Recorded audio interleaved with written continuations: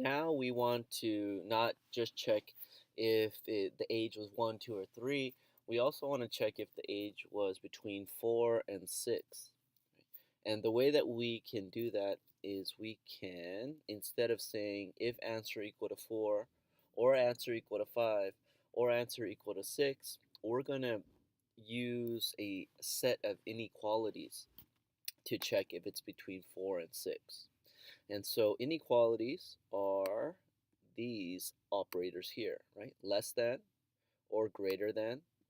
And of course, I'm not sure if you've learned this, but the symbol is the alligator's mouth, right? And if I have the number 3 here, you say 3 is less than 5 because the alligator wants to eat the bigger number.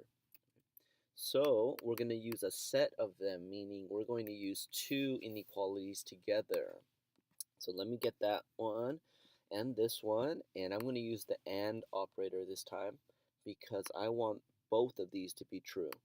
Okay, so the first one is going to be, I'm going to check if answer is less than, what is it going to be less than? Well, let's do greater than first, okay?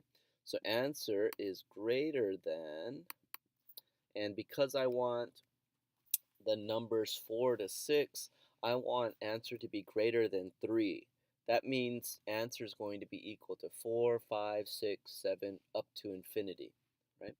But since I'm using the AND operator, we're going to limit the range that answer can be.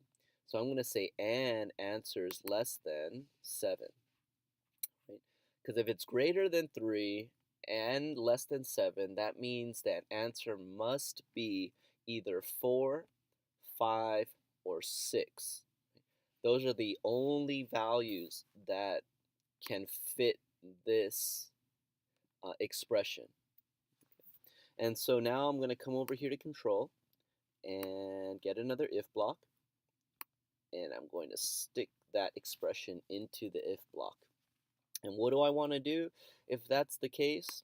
Well, I want to go to looks and I want to say, now what can you do if you're between those ages? Let me put here, you can ride a tricycle. How fun. I'm going to change this from 2 seconds to 3 seconds. And let's go ahead and test our program. I hit my green flag. The welcome message is coming on. And now I'm going to type in the number 6 and hit enter. And it says you can ride a tricycle.